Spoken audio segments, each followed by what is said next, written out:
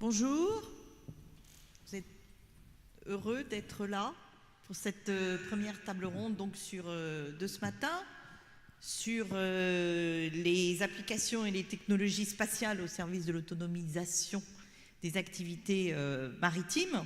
Donc on va parler de drones, de navires autonomes et du lien entre l'espace et la mer. Alors, je suis assez heureuse d'être ici, d'autant que la dernière fois, c'était, vous voyez peut-être pas là, mais j'ai un petit sticker, c'était pour voir le documentaire sur l'homme qui voulait plonger sur Mars. Alors c'était, là, c'était comment, pour aller dans l'espace, on commençait par aller au fond de la mer. Donc là, ça va être un petit peu dans l'autre sens. Alors je vais me présenter. Donc Christine Valentin. Alors je travaille pour le World Ocean Council. Je vais essayer de parler en français. Je dois vous avouer que c'est la première fois que je fais une présentation en français parce que c'est une organisation anglaise, le Conseil mondial des océans. Donc pardonnez-moi s'il y a des anglicismes à l'intérieur de mon discours. Donc le Conseil mondial des océans, il regroupe en fait l'ensemble du secteur privé au niveau mondial et au niveau international autour des problématiques d'environnement et de gouvernance dans les océans et dans les mers. Donc nos membres ne sont que des membres du secteur privé, de tous les secteurs, y compris d'ailleurs des secteurs comme les avocats, puisque une des personnes ici sur ce panel en fait partie, toutes les personnes qui sont vraiment intéressées par tout ce qui se passe en mer. Et donc, une des choses qu'on fait chaque année, on fait une grande réunion, et il se trouve que tout ce qui est autour de la digitalisation de l'océan, c'est un thème qui est de plus en plus important. Et donc cette table ronde d'ailleurs va permettre un petit peu de nourrir cette réflexion. Alors autour de moi, pour discuter un petit peu du sujet, des intervenants de prestige, donc je vous les présente un petit peu plus. Donc Océane Zubeldia, donc, qui est chercheur au ministère de la Défense, qui travaille sur les questions liées aux drones, à la robotique marine et qui a écrit un ouvrage sur l'histoire des drones. Ensuite, Stanislas Lequette, donc Stanislas qui est associé chez Holman Fenwick, j'oublie le troisième, HFW, Whelan, qui est un cabinet leader en matière de droit maritime et qui nous éclairera sur les enjeux juridiques liés à l'autonomisation dans l'espace maritime et éventuellement l'apport de ce qui se passe en air, dans l'air et peut-être pas dans l'espace, mais dans l'air en tout cas. À côté, Vincent Dufour, qui est un chercheur en biologie et océanographie marine et actuellement directeur de Air2Sea, qui nous parlera des innovations transversales en matière de sciences et de technologie. Et François Lambert, qui est délégué général du GICAN, qui nous parlera donc de la perspective française et aussi de quelques exemples du futur qui pour l'instant ne sont pas français, mais ça viendra après autour peut-être de ce qui se passe avec Rolls-Royce en matière de navires autonomes. Donc pour commencer, Océane va nous donner un petit peu une vision stratégique autour de tout ce qui concerne les drones.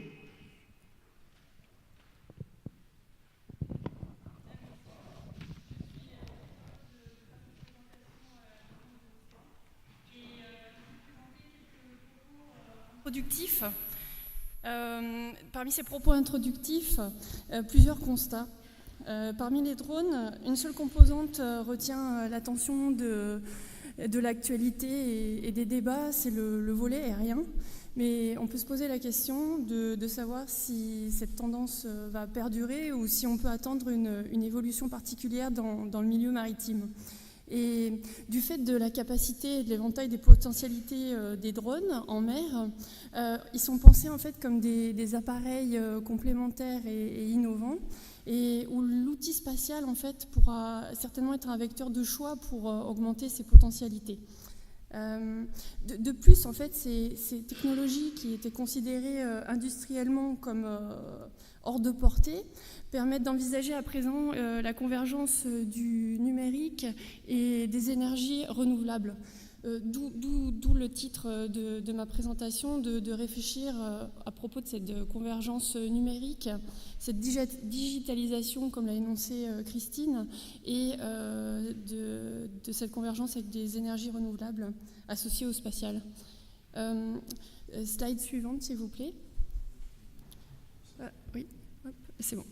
Donc, je vous présenterai juste un slide qui résume en fait mes propos. Et on parle en fait de maritamisation de l'espace en raison de sa nature et de ses richesses.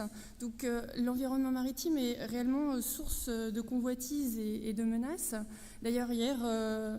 Lionel Loubersac l'a spécifié plus précisément avec l'appauvrissement des ressources, la migration de masse, les pollutions marines, les pirateries, les pêches illégales, etc. En fait, il y a vraiment cet engouement croissant. Et avec la prise de conscience croissante des enjeux liés à la mer et la maritamisation de l'espace est de plus en plus prégnante. Et il faut dire que cette exploitation économique de l'espace maritime est confrontée à des défis qui sont extrêmement variés. Pareil pour une liste non exhaustive de ces défis, c'est la sécurisation des infrastructures critiques, les conséquences du réchauffement climatique, l'émergence de la cybermenace, et il y a aussi de nombreuses sources d'instabilité et de zones belligènes. De nombreuses orientations sont prises dans le domaine maritime pour tendre à l'avenir vers des missions à caractère pluriel, où les drones semblent avoir toute leur place. Et dans le cadre justement des transports d'urgence et de commerce, dans le secours en mer, dans la guerre des mines, dans l'exploitation pétrolière, d'énergie renouvelable, de ressources minérales, l'hydrographie, la liste est plus qu'illimitée. Illimitée, mais il faut bien avoir à l'esprit qu'il y a des contraintes techniques. Même si les drones, les systèmes inhabités peuvent paraître comme un démultiplicateur de force, où l'homme ne peut pas réaliser certaines missions, mais où on pourra aller plus en profondeur après dans la suite de mes propos. En fait, le milieu marin, il a besoin des besoins spécifiques. Ces besoins spécifiques, en fait, ils se caractérisent par un environnement qui est hostile et dimensionnant, dans lequel il est nécessaire de pouvoir compter sur des équipements qui soient adaptés et capables de remplir des missions variées. De manière générale, les systèmes inhabités semblent répondre à ces exigences, à la fois en raison de leur rusticité et des technologies de pointe qui les composent en fait. Donc ces capacités permettent aux drones d'offrir permanence et précision. Plus particulièrement, par exemple, pour les drones maritimes, on a pu voir hier, on a parlé d'applications duales, donc civiles et militaires. Les missions, en fait, les perspectives de ces missions sont d'avoir des drones qui puissent être complémentaires. On a vu aussi certains qui soient semi-autonomes, d'autres téléopérés en surface, sous la mer. Par exemple, pour le cas des AUV, donc Autonomous Unmanned Vehicle, ils peuvent assurer des missions de détection et de mesure, alors que les USV, donc les drones de surface, Autonomous Surface Vehicle, servent de relais de communication, de moyens de surveillance, ou un autre type de drone, par exemple les ROV, donc les Remote Operate Vehicles, sont chargés des interventions. On peut voir qu'il y a un large panel de drones. Si on prend le cas particulier des drones sous-marins, le développement de l'intelligence artificielle et donc de l'autonomie offre non seulement en fait des intérêts opérationnels évidents, mais aussi une réponse réellement intéressante aux limites de communication sous la mer. En fait, dans ce milieu, vraiment, le point central concerne les transmissions acoustiques qui sont un des défis à relever, mais ils ont une portée et un débit bien moindre dans ce milieu. Concernant plus particulièrement, on a pu voir donc, les questions des smart ships. En fait, les navires télécommandés et autonomes, ils sont conçus avec une plus grande capacité de chargement et une résistance de vent inférieure. Et donc, ils permettent de s'affranchir de certaines contraintes que l'on peut avoir avec des navires qui sont habités. Et donc, ce type de navire, par exemple, pour répondre aux spécificités porosité de la mer. Le navire est plus léger, plus lisse, il réduit, ça réduit en quelque sorte sa consommation de carburant et aussi certainement ses coûts d'exploitation, ce qui est encore à prouver, mais ça facilite certains aspects pour répondre aux exigences de la mer. Comme vous pouvez le voir, en fait, il y a une certaine aussi mobilisation européenne et internationale, et les projets de recherche se multiplient. Je prendrai 3 exemples. En fait, des chercheurs du DNVGL, qui est un organisme international de certification des navires, dont le siège social est en Norvège, étudie la faisabilité d'utiliser ces navires, d'utiliser des navires en fait avec des batteries qui sont sans équipage, et justement pour transporter des marchandises le long de leur côte. En second exemple, le projet MUNIM de l'Union européenne, qui est dirigé par le centre Fraunhofer pour la logistique et les services maritimes.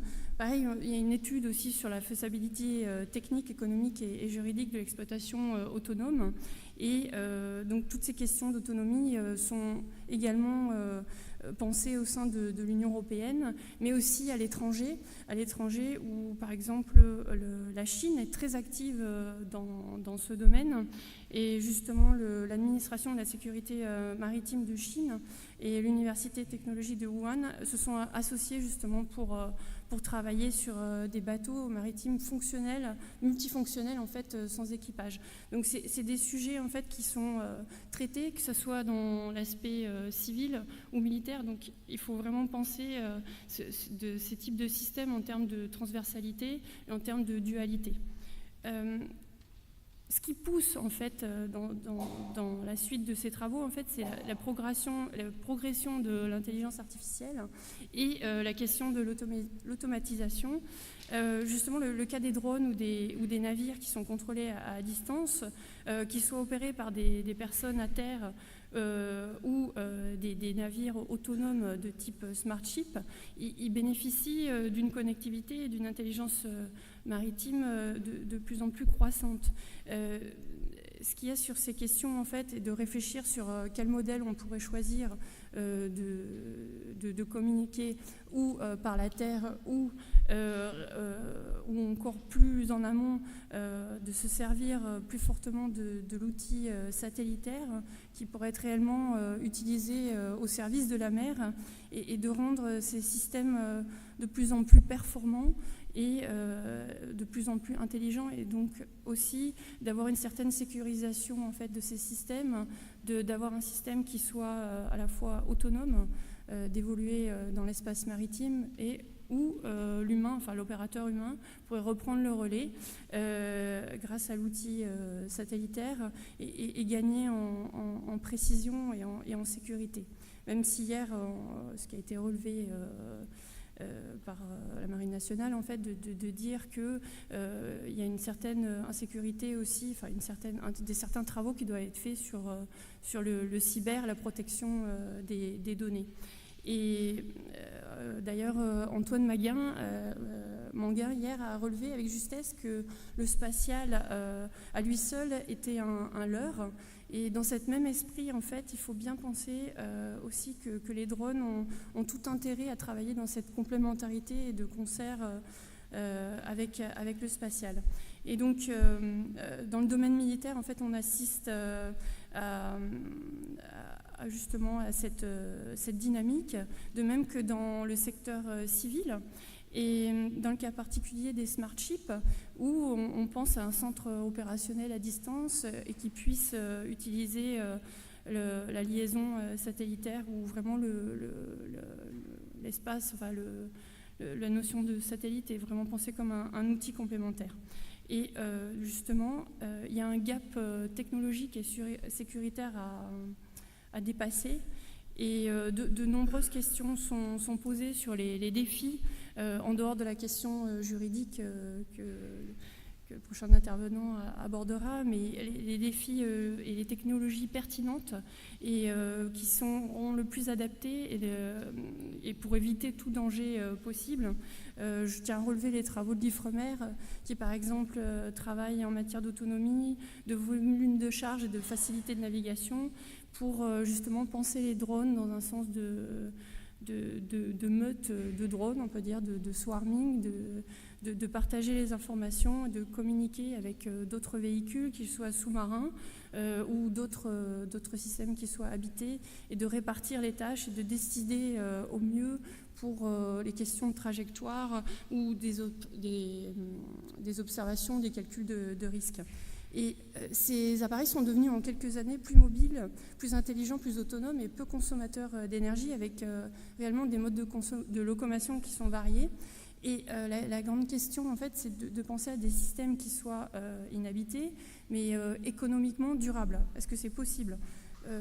Je peux répondre par oui, même s'il y a encore de nombreuses briques technologiques et évolutions à prendre en compte, mais cette convergence, elle aura lieu entre nanotechnologie, systèmes de communication et énergie alternative, en fait, qui ouvrent de nouvelles perspectives économiques, stratégiques et de réelle autonomie, d'allier justement, hier on l'a identifié, entre pouvoir utiliser la mer tout en respectant en fait son environnement au mieux, pour respecter les gens de mer donc, qui sont dans ce milieu très rude, mais aussi d'être dynamique en fait dans ce sens de la protection de l'environnement.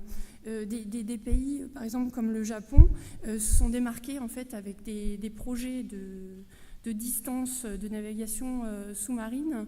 Je pense à un drone autonome en fait.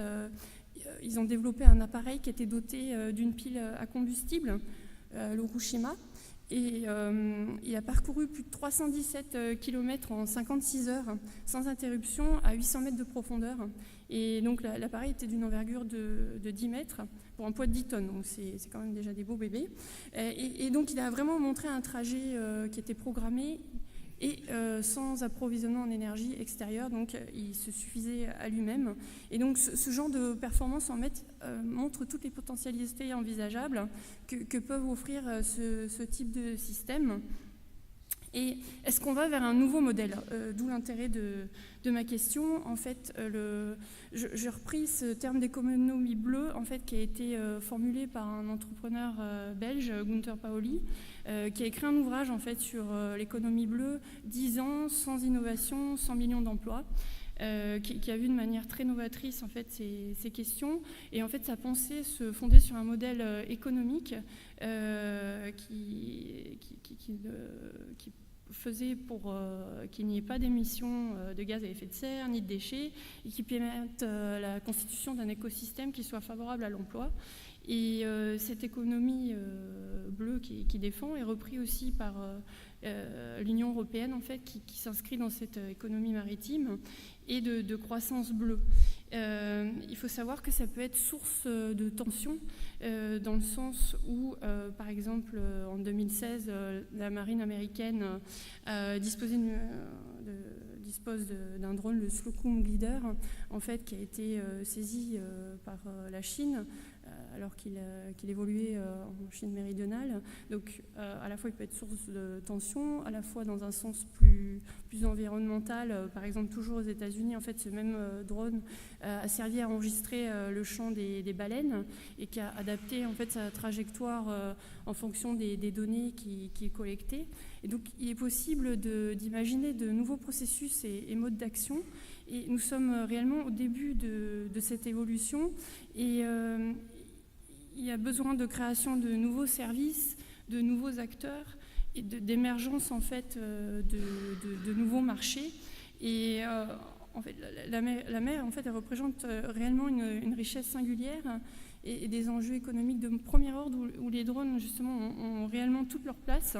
L'ambition française, en fait, est de ne pas louper ce train qui est en marche avec toutes les potentialités que l'on peut avoir, que ce soit au niveau des gens de mer, des industriels, des laboratoires de recherche, des universités, des juristes aussi, de lier en fait l'ensemble de cette communauté. En fait, il y a tout cet effort à faire. Il y a énormément d'acteurs et de personnes à entendre, à respecter et à faire évoluer. Et donc, tous ces schémas, en fait, qu'ils soient techniques, juridiques, stratégiques, en fait, représentent un énorme potentiel. Et plus encore avec la notion spatiale. Donc, il est important que la France soit présente à ce rendez-vous et même qu'elle soit moteur. Je vous remercie.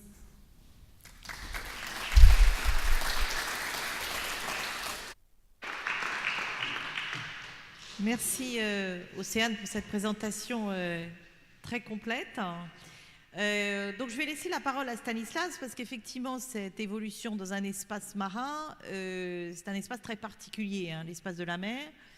Et donc des navires autonomes, des drones autonomes, ça pose un certain nombre de problèmes. Et donc les enjeux vont être un petit peu décrits par Stanislas. Alors, bonjour. Donc, je vais vous parler aujourd'hui. Alors, ce qui est certain, c'est que l'industrie aujourd'hui connaît une révolution. Parce que révolution technologique, qu'y a-t-il de plus révolutionnaire aujourd'hui qu'un navire sans équipage, un aéronef sans équipage? Et aussi bizarre que cela puisse paraître, pour qu'elle puisse se développer, cette industrie, elle a besoin d'un cadre juridique. Elle a besoin de connaître ses risques. Elle a besoin de connaître ses obligations, elle a besoin de connaître ses enjeux de sécurité, elle a besoin de souscrire des assurances, donc il faut qu'il y ait un cadre juridique. Et sans cadre juridique, il n'y aura pas de développement de ces industries.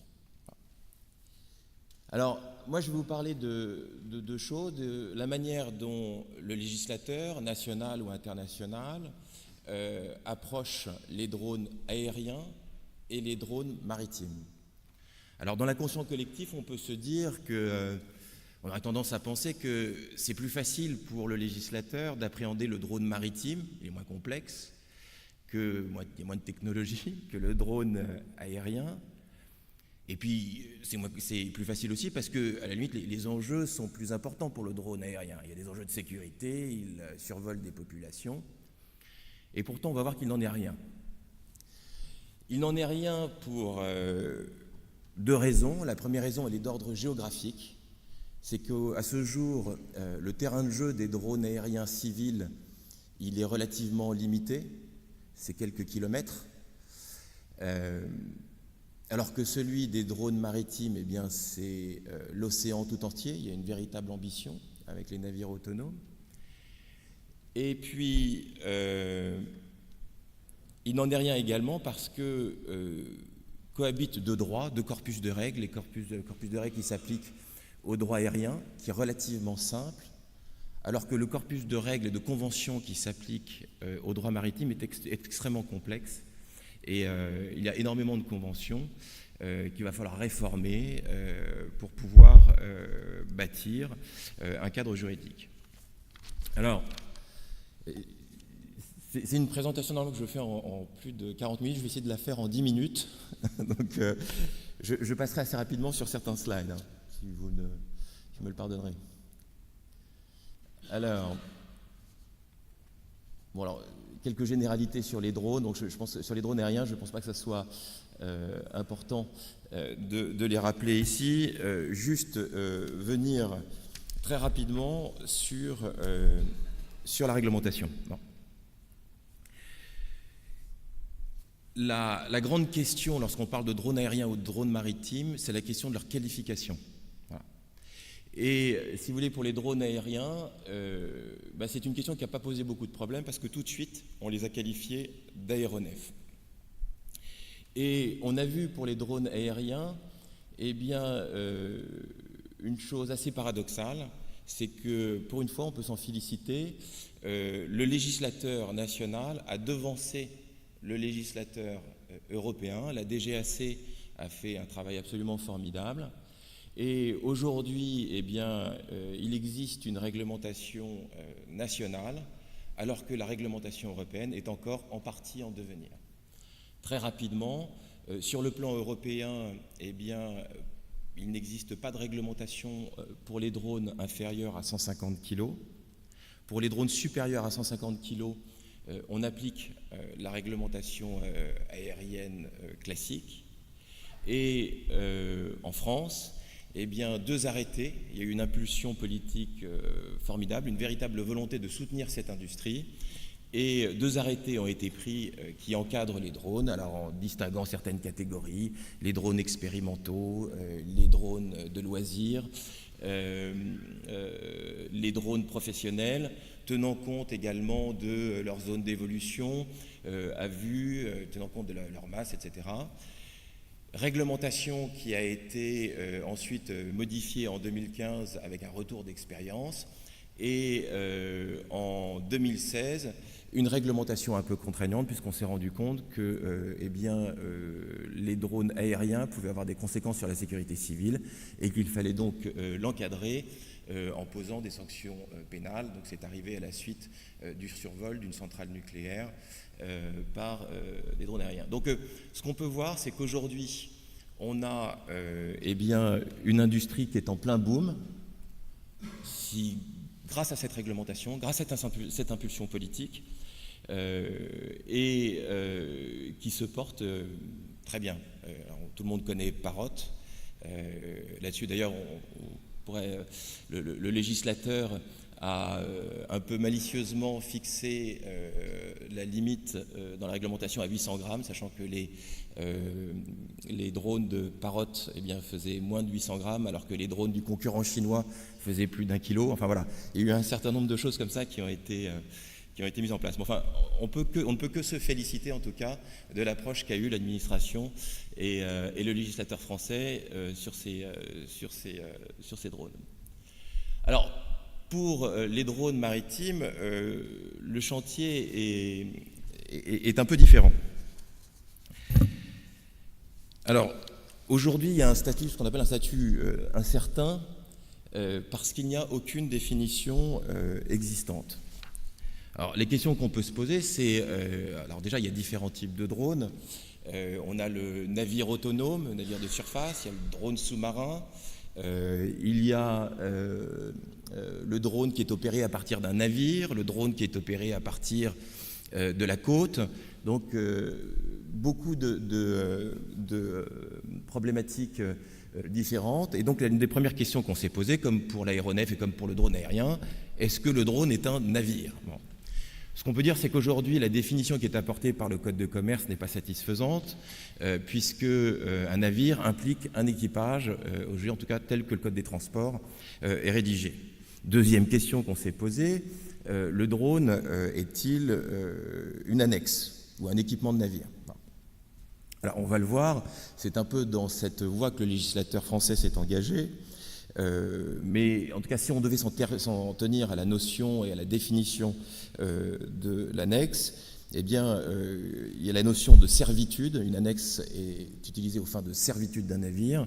Et bien souvent ici, est-ce que véritablement le drone, il est opéré à partir d'un navire ? Et on peut même se demander si le navire à partir duquel est opéré le drone n'est pas l'engin de servitude du drone plus que l'inverse. Donc il y a un véritable problème et la définition aujourd'hui qui est retenue par le Code des transports n'est à mon avis pas pertinente.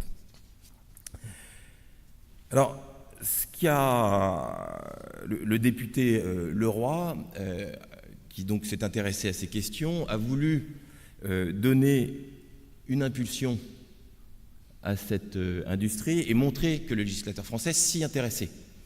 Je pense qu'il était important aussi que le législateur français joue c'était aussi un signal à envoyer aux organisations internationales, montrer que le législateur français peut être provocateur et que le législateur, comme il l'avait fait en matière aérienne, eh bien, peut devancer la législation internationale.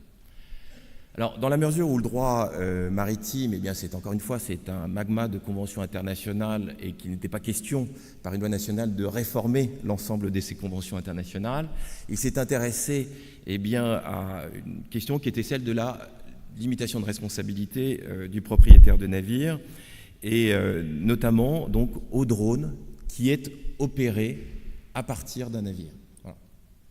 Alors, je ne sais pas s'il faut que je revienne. Je viens sur la question de la limitation du propriétaire de navire, qui est une question très complexe.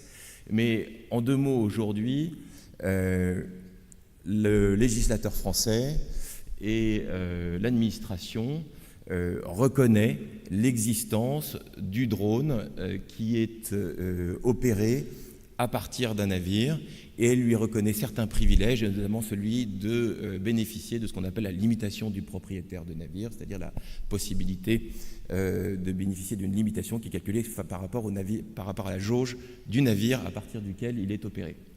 Alors, ce qui est intéressant, c'est qu'on voit que le décret qui a été pris en application de cette loi prévoit certaines modalités pratiques, comme il y a une sorte d'immatriculation qu'il faut imposer sur le drone à partir duquel qui est opéré à partir d'un navire. Voilà, il faut que le drone porte la mention DRN suivie du nom et du port d'immatriculation à partir duquel le drone est commandé. Alors, s'agissant des autres drones, le drone qui est opéré à partir de la côte, le drone qui est opéré de manière totalement autonome, aujourd'hui, il y a un vide juridique, ça c'est certain.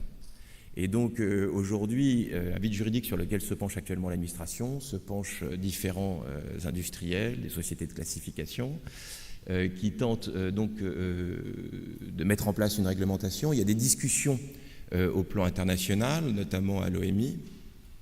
Et aujourd'hui, le statut, eh bien, c'est que l'OMI a décidé une chose, c'est qu'elle ne s'intéresserait et qu'elle ne s'engagerait dans la refonte des conventions internationales que pour les navires autonomes de surface. En d'autres termes, aujourd'hui, elle se désintéresse des drones sous-marins. Alors, les drones sous-marins, ils sont déjà utilisés par nos industriels, ce qu'on appelle les ROV, les ROV, notamment dans les métiers offshore, ça se passe très bien. En tout cas, ce sont aujourd'hui des drones sur lesquels l'OMI, les conventions internationales, donc, ne porteront pas.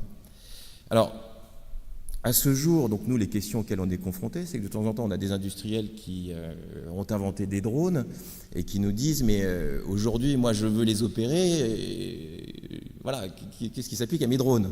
Surtout si je veux les opérer à partir de la Terre. » Enfin, voilà, on est quand même dans un vide juridique. Alors, notre travail, il consiste donc à reprendre les caractéristiques des drones de ces différents industriels et à les confronter à la réglementation existante. Alors, juste pour vous donner un petit exemple, l'une des questions qu'on se pose, parce qu'elle intéresse directement la sécurité maritime, c'est l'application des cols-règles, donc le RIPAM, les règles de collision, s'appliquent-elles aux drones? Voilà. Alors, ce qu'on peut dire, c'est que la définition, on sait que les cols-règles s'appliquent aux navires, mais les cols-règles prévoient une définition particulière du navire. Et la définition est suffisamment large pour qu'on puisse penser que les cols-règles s'appliquent aux drones de surface. Donc les cols-règles devraient s'appliquer. Alors, les conséquences qu'on peut en tirer, et même si elles ne sont pas du tout adaptées aux drones, eh bien, c'est qu'il faut trouver des moyens technologiques d'assurer une veille, avec des caméras embarquées, avec des moyens sonores pour se signaler. Enfin, voilà, il y a un certain nombre de choses. Et donc, c'est des discussions qu'on engage avec les industriels, justement, pour voir comment s'adapter au mieux à cette réglementation existante. Mais il y a d'autres conventions pour lesquelles, c'est beaucoup moins évident. Notamment la Convention de 1974 pour la sauvegarde de la vie en mer. Là, cette convention, elle est applicable aux bateaux, aux navires qui battent pavillon. Un drone, ça n'a pas de pavillon. Un drone, ça n'a pas de jauge. Donc, a priori, cette convention n'a pas vocation à s'appliquer.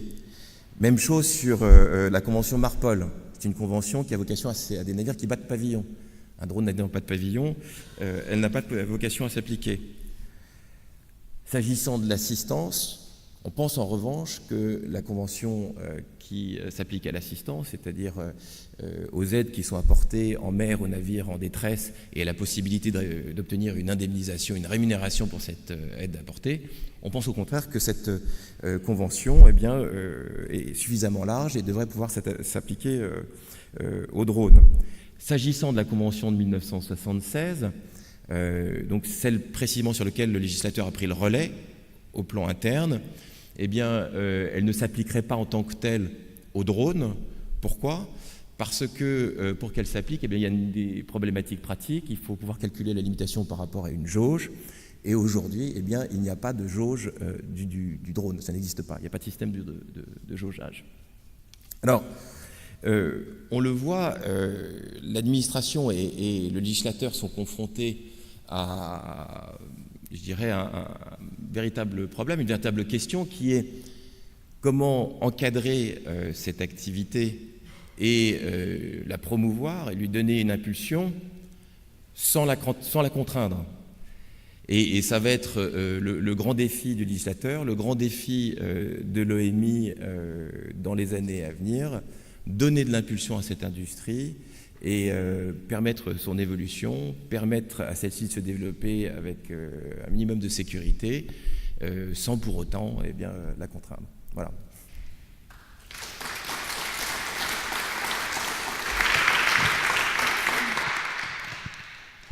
Merci Stanislas. Donc, vous avez vu beaucoup de complexité en matière juridique et comme l'a juste titre rapporté Stanislas juste au début, on a un cadre, c'est absolument capital, un cadre juridique pour permettre le développement de l'industrie. Donc c'est vraiment un sujet très important.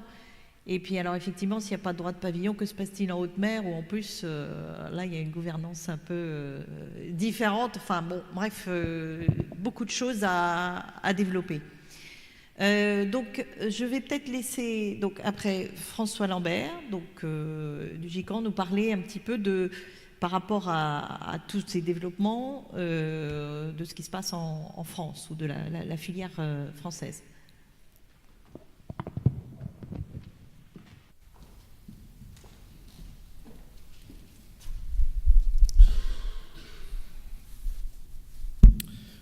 Merci, commandant, mesdames, messieurs, merci pour ces présentations qui sont très, très instructives. En tout cas, j'ai appris beaucoup de choses dans ce que disait Stanislas, avec lequel j'avais travaillé dans d'autres fonctions, et c'est une question un peu philosophique.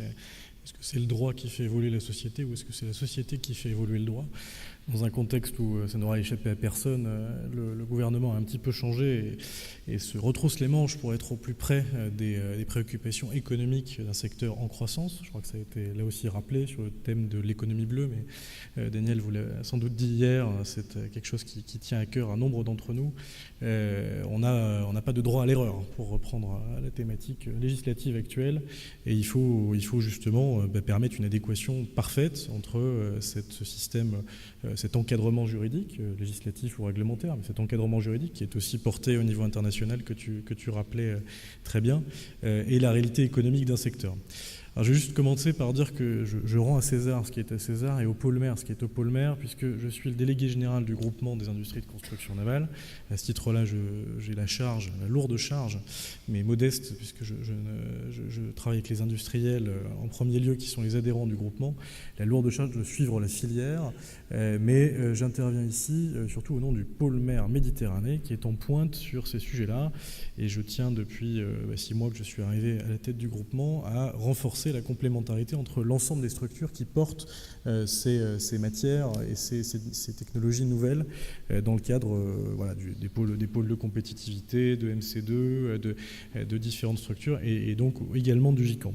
Pourquoi je dis ça ? Parce qu'en fait, la filière navale aujourd'hui, c'est 42 000 emplois, c'est 9,5 milliards de chiffre d'affaires, mais c'est malheureusement des stratégies qui sont souvent individuelles. Donc sur les drones comme sur d'autres thématiques, on se retrouve avec finalement la loi du plus fort qui s'impose et le captage de programmes études amont, de programmes rapides quand c'est de l'armement, ou alors de programmes privés qui se développent dans les grands groupes. Je pense aussi à des subventions européennes. Et donc cette loi du plus fort, elle ne doit pas vraiment, on ne doit pas vraiment s'y résoudre, et on doit permettre à un ensemble d'entreprises, je crois que ce sera dit par monsieur Dufour tout à l'heure, de faire valoir leur technologie au service de cette économie bleue et d'arriver dans ce pôle d'excellence, ce virage dont vous parliez tout à l'heure, ce virage à prendre qui s'inscrit dans nos gènes maritimes. Donc je vous parlerai en fait de trois choses, ce petit retour sur la filière et sur quelques chiffres, la question de navires autonomes, j'ai entendu la commande sur Rolls-Royce et sur Google, donc moi je dirais ce que je sais, et sur ce qu'on peut prétendre à suivre aujourd'hui dans la filière française, mais surtout vous parler du financement de l'innovation maritime, et en particulier appliqué aux drones, et sur ce qu'on peut attendre dans les prochaines années de ces encouragements. Donc, dans le cadre de la filière, la transition numérique est incontournable. La digitalisation est perçue comme un levier de croissance évident dans ce cadre de la croissance bleue. Et on a un instrument qui est intéressant, qui s'appelle le CORICAN, le Conseil d'orientation pour la recherche des industries, de la construction et des activités navales. Et ce CORICAN est en train de se réformer. Alors, il est issu du Grenelle de la mer, qui date, ça ne vous aura pas échappé, encore un ancien gouvernement, mais c'est une structure à laquelle les industriels sont attachés, une structure dans laquelle ils ont d'ailleurs évoqué à plusieurs reprises la question du drone, du navire autonome, et qui a permis justement la mise en cohérence de certaines stratégies d'innovation d'entreprise. Il se trouve qu'aujourd'hui, on est en train de le réformer avec les pôles de compétitivité, également avec EMC2, pour pouvoir croiser des ambitions autour de 4 feuilles de route. Alors, Smart Ship, Smart Yard, Green Ship et Smart Offshore Industry. Je crois que je ne me suis pas trompé. En tous les cas, il y a un comité de pilotage qui est prévu bientôt et dans lequel, avec Smart Ship, c'est bien la thématique qu'on évoque aujourd'hui, le navire autonome, les drones seront abordés. En fait, le déploiement de ces nouvelles technologies, comme ça en y réfléchissant spontanément, parce que je ne suis pas un spécialiste technique, je ne suis pas ingénieur de la matière, il y a plusieurs implications, la sécurité, la sûreté, la qualité, l'attractivité également des métiers, sur la formation, c'est une thématique très forte, l'efficacité opérationnelle. Commandant, je pense que c'est une thématique importante, à l'heure où le chef d'état-major de la marine reparle du contrat opérationnel. Alors c'est important pour notre marine, mais c'est également important pour les marines du monde entier, arriver à mettre en cohérence l'ensemble des forces, qu'elles soient marines, mais aussi interarmées, pour que des opérations à terre puissent se faire en lien étroit avec des informations qui sont immédiatement reliées entre la mer, l'espace et la terre. C'est le cas de technologies qui ont été développées, mais j'y reviendrai tout à l'heure dans la partie financement, par des spécialistes, c'est la petite cerise sur le gâteau, qui ne sont pas forcément des spécialistes du naval, c'est aussi des spécialistes du spatial ou de l'aéronautique, filières qui sont déjà très bien constituées, très bien soutenues par les pouvoirs publics et sur lesquelles on doit s'appuyer pour pouvoir développer ces technologies. Donc on a également de nouveaux produits sur la réglementation, la standardisation dont tu parlais un petit peu, c'est aussi le facteur clé qui est lié à cette réglementation. Je pense à la connectivité avec certaines activités, l'optimisation des routes maritimes aussi, ça vous en parliez tout à l'heure, et les impacts que ça peut avoir. Sur le transport maritime mondial, spontanément comme ça, les primes d'assurance, la formation des équipages, les coûts du fret maritime. Alors on a choisi 3 axes dans le cadre de cette feuille de route Smart Ship pour être directement lié au développement du drone. C'est l'hyperconnectivité et la cybersécurité, puisque c'est aussi la question du contrôle de ces activités-là. Donc il faudra, dès lors qu'on passe à la création, à la phase industrielle, se pencher sur ce volet-là, sur cette capacité de contrôle. L'augmentation de la capacité opérationnelle, je parlais sur le contrat opérationnel, c'est une nécessité absolue pour que ça serve aux forces. Et les nouveaux services pour l'homme embarqué, qu'il soit le marin, et si on a une application dans le domaine civil, plutôt pour le passager. Voilà pour la présentation à l'échelle de la filière et de ses réflexions. Sur la partie navire autonome et donc ce que vous avez pu lire dans la presse sur Rolls-Royce et Google, moi je comprends qu'il y a ce partenariat donc qui est très ambitieux. et qui vise à une clarification, pour détecter, identifier et suivre les objets de surface, pour rendre les navires plus sûrs, dans l'ambition cardinale et fondatrice de l'OMI, autour d'algorithmes, d'outils, de techniques qui permettent de résoudre des problèmes plus complexes et d'avoir une meilleure prévisibilité. Alors c'est autour du son, de l'image, ça peut amener à une évolution du système de recherche maritime. Et c'est dans ce cadre-là que s'inscrit aujourd'hui le pôle mer Méditerranée autour d'organisations qui s'appellent des boosters, donc qui ont été prévues dans le cadre du PIA 2 pour répondre à un appel à projet du PIA 2, un appel à manifestation d'intérêt du PIA 2. Et donc on a Nova et Earth for Space qui sont dans cette coordination dont je parlais entre le spatial et le maritime et qui doivent nous aider à phaser les projets industriels en ces termes. Alors j'en viens à la logique de filière qui est peut-être ce sur quoi j'aimerais le plus appuyer sur la partie financement, puisque c'est ce à quoi on fait face aujourd'hui. On a fait une proposition dans le cadre du prochain comité interministériel de la mer en tant qu'industrie maritime pour aider justement au financement de projets. Il est quand même assez anormal que, je fais deux comparaisons, une nationale et une internationale. Une nationale par rapport à l'aéronautique, c'est pas une obsession, hein, mais c'est pas un complexe, mais c'est quand même une réalité. Je parlais du Corican, le CORAC à côté dans le domaine aéronautique est un organisme qui fonctionne extrêmement bien, qui est soutenu, qui tient les cordons de la bourse et qui permet de financer des projets. Il est institutionnalisé, ça fait des années, il a été relancé en 2015 par Alain Vidalis. C'est une structure qui marche très correctement. Il est indispensable que notre modèle, le modèle maritime, puisse se rapprocher de ce modèle-là, que le Corican devienne le CORAC, l'équivalent, en tout cas pour la filière. Une autre comparaison qui est internationale, c'est le système d'ARPA. Alors c'est l'agence de défense et de promotion de la défense et de l'innovation aux États-Unis. L'agence gère près de 3 milliards de dollars avec 120 personnes. Quand aujourd'hui, dans le cadre de projets maritimes auprès du CGI, on se retrouve souvent bloqué parce qu'il y a une politique du CGI qui est considérée comme non calqué sur les filières. On veut de la transversalité. Il faut se servir de ce type d'outils suffisamment transversaux comme les drones pour pouvoir justement profiter de ce type de financement et d'encourager l'innovation. On ne peut pas supporter ce type de blocage. Mais la réponse doit venir également des entreprises. C'est là le rôle des groupements, le rôle des organisations professionnelles, c'est d'arriver à mettre à plat non pas des secrets d'innovation, c'est pas le but. On n'est pas dans une volonté de faire revivre une époque qui n'est pas la nôtre, mais l'État stratège, il doit être là pour inciter. Et il doit inciter les groupements, les organisations professionnelles à pouvoir demander aux industriels de mettre sur la table leurs projets d'innovation. C'est comme ça que les filières d'excellence se créent, se pérennisent et continuent de se structurer autour d'un argent public qui est absolument nécessaire pour arriver à lever ces freins. Et donc c'est ces règles du jeu qu'on est en train d'essayer de bâtir ou de rebâtir.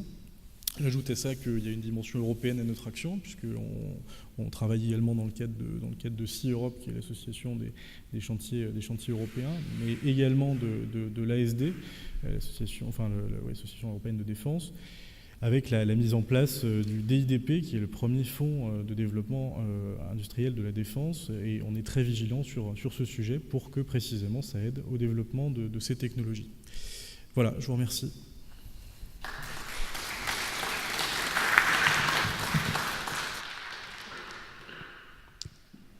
Et last but not least, évidemment, Vincent Dufour, donc président de Air2Sea, donc qui va nous parler de cette société qui travaille effectivement dans le domaine des technologies nouvelles. Voilà. Alors moi je vais vous présenter des images parce que ça fait du bien de temps en temps, puis ça permet parfois d'être plus efficace qu'un long discours, comme dirait l'autre. Et puis après, je vous parlerai je vais vous parler de la technologie dans les images, mais après, je vous montrerai un petit schéma conceptuel. Alors, pourquoi des images ? Parce que, en fait, je voudrais vous faire comprendre quelque chose.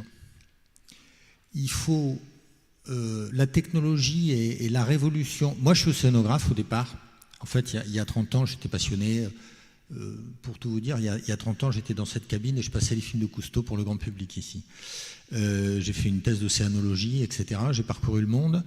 Et il y a quelques années, j'ai eu un déclic. Je me suis aperçu qu'il y avait une révolution qui était en train de se faire dans la mer et qui était la révolution, j'allais dire, des numériques.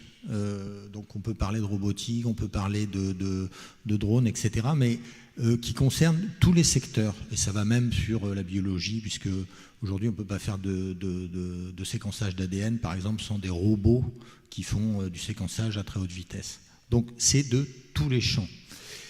Et en fait, ce que je voudrais vous montrer, c'est que cette révolution, elle est en train d'effacer complètement les frontières qu'on se met dans notre tête entre les différents domaines.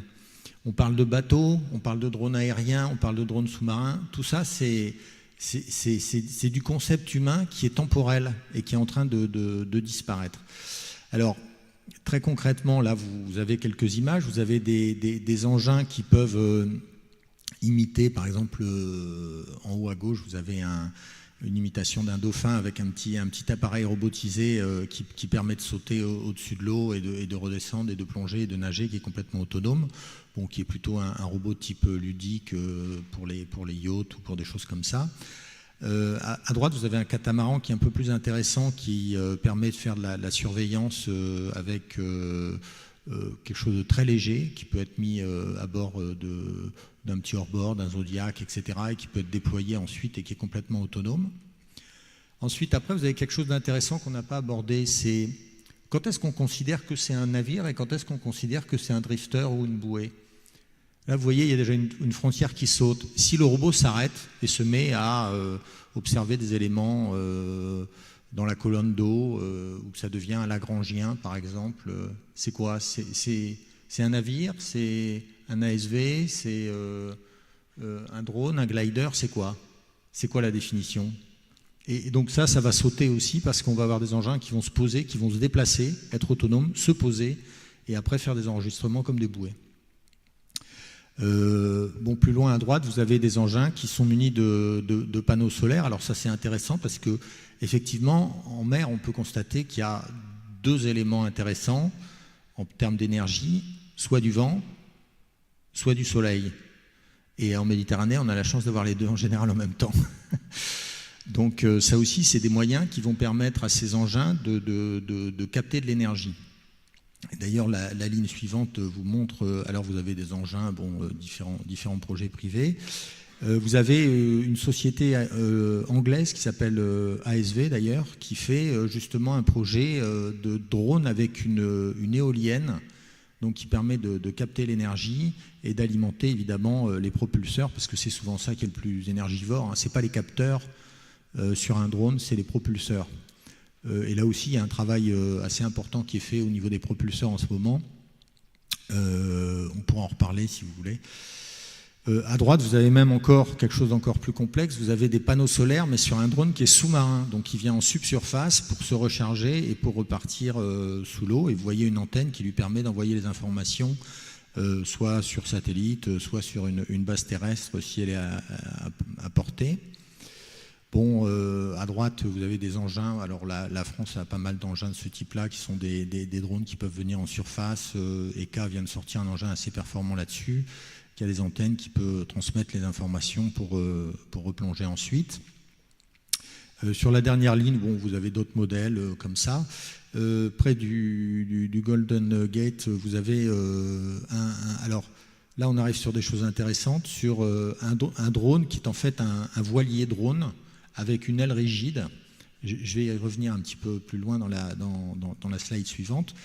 Et qui dit aile rigide dit possibilité évidemment de régler le profil de l'aile et son orientation, comme une voile finalement, et donc de bénéficier du vent pour une propulsion directe, éolienne directe, sans passer par une recharge électrique des moteurs.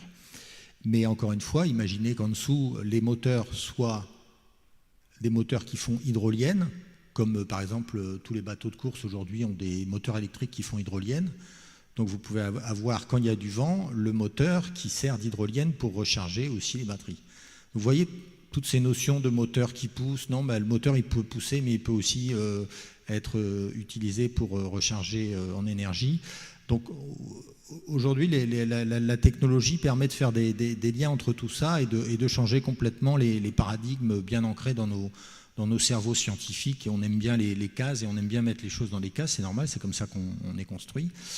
Mais là, évidemment, il y a des choses qui sont en train de faire voler en éclats ces constructions. Bon, à la fin, vous avez des choses aussi intéressantes parce que, par exemple, on parle toujours de rigidité, etc. Moi, ce qui me frappe, c'est que aussi bien les robots sous-marins que les robots aériens, etc., sont des structures très rigides aujourd'hui. Alors, je ne peux pas vous le montrer, mais si vous voulez, la révolution aussi dans les matériaux fait que bon, il y a quelque chose qui est assez à la mode, on n'en a pas parlé aujourd'hui, mais c'est ce qu'on appelle le biomimétisme. Et on voit que bon, la nature qui est quand même testée, on va dire des engins qui volent et qui sont sous l'eau depuis à peu près, enfin pour l'eau c'est 500 millions d'années quand même, a fait des choses plutôt souples ou avec des surfaces plutôt souples. Alors il se trouve, c'est étonnant, mais les sous-marins commencent à les adopter. Et on pourrait imaginer des systèmes qui soient gonflants, avec des flotteurs gonflants qui se dégonflent, l'engin coule, après il remonte, il se met à flotter, il se met à foncer, il se met à surfer, etc. Donc voilà, il y a beaucoup de choses qui peuvent être faites de ce côté-là, et le but c'est d'aller chercher les bonnes technologies pour répondre au bon marché, de les assembler d'une façon très innovante et de pouvoir développer des choses qui sont révolutionnaires. Alors on va continuer les images avec la slide suivante. Merci. Voilà, alors là je viens sur d'autres choses, une révolution dont certains d'entre vous, parce que je pense qu'il y a plein de passionnés de bateaux et de marine ici, connaissent certainement. C'est une révolution qui est en train de s'opérer, mais qui n'a pas encore donné toute sa dimension, et je voudrais juste insister sur ce point-là, c'est les foils. Alors je commence en haut à gauche par un rappel. C'est que les foils, ça a été utilisé par la Navy américaine depuis très longtemps. Et là, vous voyez un bateau, alors je ne suis pas spécialiste des bateaux de marine, mais enfin, c'est ce qu'on appelle la classe Pégase, qui sont donc des bateaux qui ont été faits par Boeing dans les années 50 et qui étaient des bateaux de guerre à foils. Donc, il y a 70 ans. Et si j'ai mis cette photo-là, c'est pour vous rappeler que les foils, ce n'est pas que des engins ludiques. Et pourtant, donc je viendrai sur l'explication ultime à la slide suivante, à l'époque, il faut se rappeler qu'il n'y avait pas d'ordinateur. Je pense que c'est à peu près l'année où Turing a été emprisonné pour ses faits, on va dire, de comportement privé en Angleterre. Et donc l'ordinateur n'existait quasiment pas. Et pourtant, il y avait déjà des foils. Donc aujourd'hui, si vous combinez les foils et les ordinateurs, je vous expliquerai ce que ça peut donner. À droite, vous avez les foils aujourd'hui sur des engins très légers. Alors pour ceux qui ne connaissent pas les foils, j'ai mis cette photo parce qu'on voit un foil en T en dessous. Et si vous regardez avec un peu d'attention, bon, je ne sais pas quelle est la taille de l'image ici, on voit à peu près que ça ressemble à un avion. Vous avez des ailes avant, un empennage et des ailes arrière. Et donc en fait, c'est un petit avion qui soulève un homme en l'occurrence, qui en l'occurrence est également après la force motrice est faite par un kite qui est un cerf-volant. À droite vous avez, alors n'en déplaise à Airbus, le vainqueur de la dernière America Cup qui est Emirates Team New Zealand, qui a repris donc le trophée à Oracle Team qui était associé avec Airbus. Alors pour la petite histoire, on a appris cette semaine que Groupama abandonnait Franck Camas et donc terminé son sponsoring de Franck Camas qui avait commencé il y a 20 ans. Pour la petite histoire, je ne sais pas si certains savent, mais Franck Camas avec des joailliers Couversaison avait été voir Airbus qui leur avait fait une fin de non-recevoir et Airbus avait dit bon, on va jouer gagnant, on va jouer avec Oracle. Bon, manque de peau, ils n'ont pas pris le bon ticket et Airbus s'est fait planter puisque ce n'est pas eux qui ont gagné la coupe et c'est les Néo-Zélandais. Et pour la prochaine coupe, on attend apparemment, ça va revenir sur du monocoque. Ouais. Et la question, c'est que monocoque, aujourd'hui, ils ont des foils aussi. Donc la question, c'est y aura-t-il des foils et quel type de foils il y aura sur la prochaine America Cup, mais c'est un défi technologique qui est absolument passionnant. Donc beaucoup, peut-être pas tout le monde, ont vu ces catamarans qui font 50 pieds, les AC50, qui étaient aux Bermudes. Alors rien à voir avec les Paradise Papers, je vous rassure. Ils étaient aux Bermudes et en fait, sur ce plan d'eau, c'est la première fois qu'on avait des engins à foil et avec ailes rigides qui arrivaient à rester sur foil sur tout le parcours de la régate, c'est-à-dire downwind et upwind avec virage en bouée. Donc ça vous montre aussi la maîtrise technologique qui est en train d'arriver sur des foils avec une propulsion vélique uniquement. Dernier point, l'aile rigide que vous voyez sur ces engins est plus grande qu'une aile de d'Airbus A380. Donc on a des technologies à la fois dans les matériaux, dans le contrôle, etc., qui sont extrêmement poussées, d'où l'intervention de Airbus évidemment sur ces technologies. Et je pense que là aussi, il va y avoir... Alors ces bateaux, on ne les appelle plus les archimédiens, on les appelle les bateaux volants. Mais entre le bateau volant qui est quand même dans l'eau et évidemment l'avion, là aussi on va faire sauter complètement les frontières. C'est-à-dire que les bateaux se mettent à voler par des ailes sous-marines, mais grâce aussi à des propulsions, qu'elles soient mécaniques ou véliques.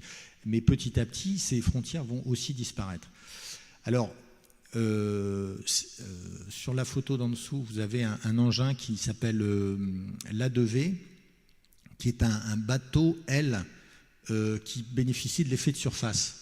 Donc c'est un prototype qui est développé à Nantes. Je pense qu'il y a plusieurs personnes qui doivent avoir déjà vu cet engin. Alors bon, il est propulsé d'une façon classique par des moteurs hors bord. Il y a très peu de personnes à bord, mais c'est alors, bon, je fais un peu le cocorico, mais les Néo-Zélandais et les Australiens ont développé des engins qui utilisent l'effet d'aile et qui sont, eux... Alors, c'est très intéressant parce que y a d'autres engins, je ne vous ai pas mis en photo, mais qui sont carrément des avions, mais qui ne peuvent voler qu'à 2 mètres au-dessus de l'eau et qui ne sont pas considérés comme des avions, puisqu'ils bénéficient de l'effet de surface, c'est considéré comme des espèces d'objets intermédiaires et qui, du coup, peuvent aller avec des rayons d'action, évidemment, qui sont ceux d'un avion et qui sont et la vitesse qui est celle d'un avion. Donc, là aussi, pour vous montrer que les frontières disparaissent entre ceux qui flottent, ceux qui volent, et même voir éventuellement ce qui va aller sous l'eau. Alors, un peu plus classique à droite, je vous montre ça parce que je fais une petite parenthèse. On a parlé de PIA, hier on a parlé de connexion entre les startups et les grands groupes. Bon, là vous avez un bateau, en fait c'est un projet qui a été développé par Airbus qui s'appelle Air6, sachant que nous notre projet s'appelle Air2C. Et ce projet Air6 a été labellisé par le PIA. Et c'est en fait l'utilisation des kites pour tracter les bateaux. Alors on en a déjà parlé, et je voudrais juste faire une petite parenthèse pour vous montrer parfois la schizophrénie dans les schémas décisionnels en France qu'on peut avoir. Il se trouve qu'il y a quelques années, un projet exactement identique avait été financé aussi par le PIA, et c'était un projet qui a été porté par le navigateur Yves Parlier, qui est en plus ingénieur et sur lequel le PIA a mis quelques millions d'euros. Et donc, quand j'ai appris ça, je travaille avec des collaborateurs de Yves Parlier dans leur projet, et ils m'ont dit qu'ils étaient tombés de l'armoire, quoi. Donc, soit il ne faut pas mettre d'argent sur Airbus parce qu'ils sont assez riches pour se développer comme ça, ok. Là, je ne fais pas un jugement, je fais juste une comparaison. Soit on a eu tort de financer Yves Parlier, et dans ces cas-là, il aurait mieux valu qu'il s'associe avec ça. Mais mettre en concurrence un projet avec d'un côté une start-up et de l'autre côté une société aussi puissante que Airbus, bon, c'est évidemment qu'il n'y aura pas 2 projets qui vont se développer, et c'est un peu le pot de fer contre le pot de terre. Et ça, c'est un peu la schizophrénie en France. Je le dis d'autant plus facilement que moi, j'ai travaillé dans des grands groupes et j'ai monté des startups en étant fondateur et porteur de ma startup. Et depuis 25 ans, je vois ce problème-là en France et on n'arrive pas à sortir de là. Quand je vois que la NASA ou d'autres instituts dans les pays anglo-saxons, mais pas que, aussi dans les pays asiatiques ou scandinaves, s'associent et utilisent les startups pour faire monter les technologies, pour les faire maturer et pour après les récupérer par les grands groupes, parce qu'évidemment on manque de fonds propres, on manque de cash dans les startups. Là, il y a une bonne combinaison entre les deux, et en quelques années, ces startups, ça devient les GAFA, par exemple, ou d'autres sociétés qui se développent très vite. Et en France, on a toujours ce problème, on a ces grandes structures, et notamment dans le domaine maritime, ou océanographique d'ailleurs, je ne vise personne, qui viennent un peu comme ça fait un plafond de verre pour les startups, et ça les empêche de se développer. Et même si parfois il n'y a pas on va dire d'activités qui contraignent ces structures, il y a quelque chose qui ne marche pas, et il n'y a pas assez d'huile dans les rouages. Et je pense qu'il faudrait vraiment, si on veut développer ça et avoir la bonne justement, on a un terreau extrêmement fertile, on a beaucoup de créativité, on a des outils extraordinaires qui ont été notamment financés par le PIA dans les laboratoires. Je pense au SATT, par exemple. C'est près d'1 milliard qui a été mis dans des sociétés d'accélération de transfert de technologie. Ces outils-là, pour que ça donne vraiment leur plein potentiel au plan économique et création de valeur, il faut vraiment repenser intelligemment l'articulation entre les grandes structures EPIC, établissements publics, etc., et toutes ces startups qui émergent, pour qu'il y ait une bonne coordination et un bon passage de relais. Toulouse, c'est le pays du rugby, il faut passer le ballon dans la mêlée pour que tout ça se développe. Sinon, ça ne marchera pas. Alors, dernière ligne, des choses un peu plus rigolotes, mais sur le plan, alors là, vraiment de la physique et de la dynamique tout à fait intéressante. Vous avez un surfeur au milieu de nulle part, là, qui est en fait en train de... Vous voyez qu'il est debout sur un engin, alors c'est un SUP, un stand-up paddle, et en fait, il fait ce qu'on appelle du downwind, c'est-à-dire que l'énergie des vagues, en descendant le sens des vagues, lui suffit à avancer tout seul, sans mouvement et sans intervention de l'homme. Sa pagaie, c'est juste pour s'équilibrer. Et en fait, on va dire l'efficacité énergétique est telle aujourd'hui sur ces inventions qu'il peut passer, là il fait du downwind au large d'Hawaï, et il passe d'une île à une autre, comme ça à Hawaï, en équilibre, juste avec l'énergie des vagues qui le poussent d'une vague à l'autre sans rien faire. Ce qui est évidemment impossible, même si vous faites du downwind avec une pirogue, une vaha, vous ne pouvez pas aller d'une île à l'autre. Et là, ils peuvent passer comme ça.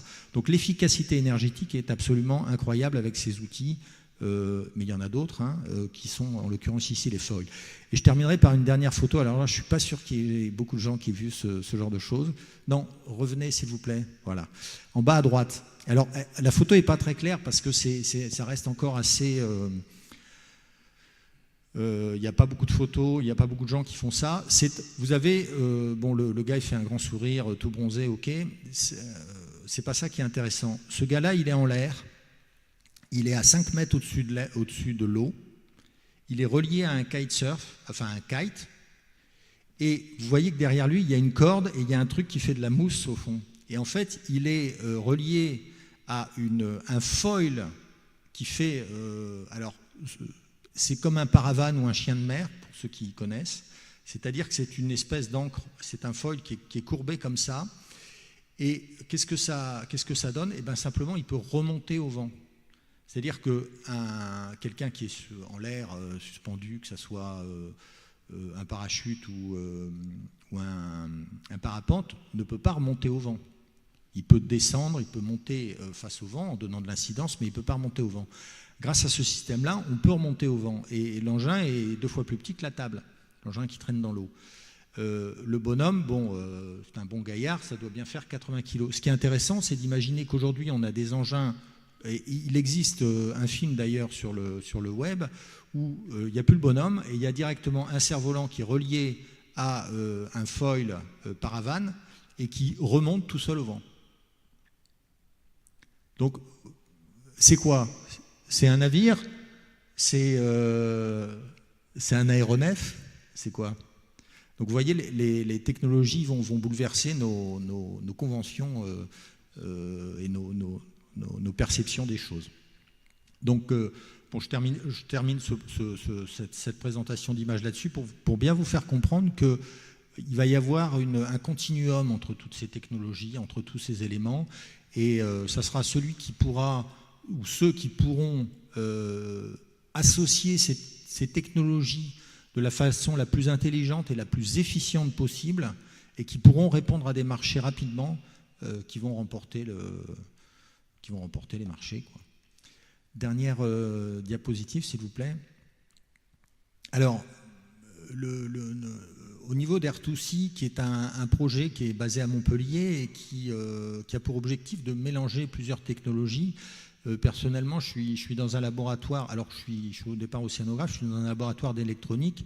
Et d'ailleurs, je salue ici le directeur de ce laboratoire, Alain Foucaran, qui est présent ce matin, qui est l'Institut d'électronique et des systèmes, et qui est assez visionnaire parce que justement dans cet institut on marie les capteurs, l'électromobilité, l'intelligence, les radiations, etc., la transmission, les nanosatellites, que je n'oublie pas, qui est un outil extraordinaire.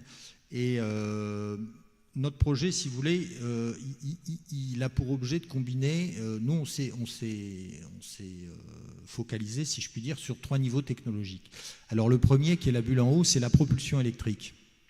Alors, bon, évidemment, on sait que ça a l'avantage de faire aucun rejet. La propulsion électrique, en plus, permet d'utiliser les énergies renouvelables en mer, comme je vous l'ai expliqué.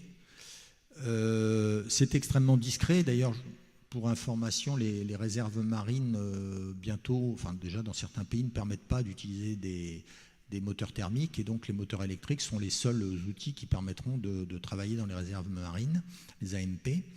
Et puis la fiabilité, on oublie trop souvent, mais un moteur électrique pour une voiture, ça va faire disparaître les garagistes, hein, puisque à peu près 1 million de kilomètres peut être fait par une voiture à moteur électrique, et il n'y a pas besoin de changer les vis platinées ou de changer le filtre à huile. Donc beaucoup d'avantages sur la propulsion électrique, notamment en mer. Et c'est déjà le cas de beaucoup de paquebots qui ont des pods électriques, et en fait ils ont un générateur embarqué.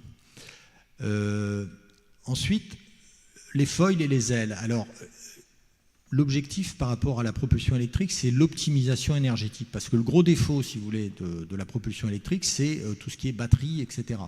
Pour comparer avec un jerrycan d'essence ou un volume d'essence, il faut, aujourd'hui, le rapport est de 30 à 1.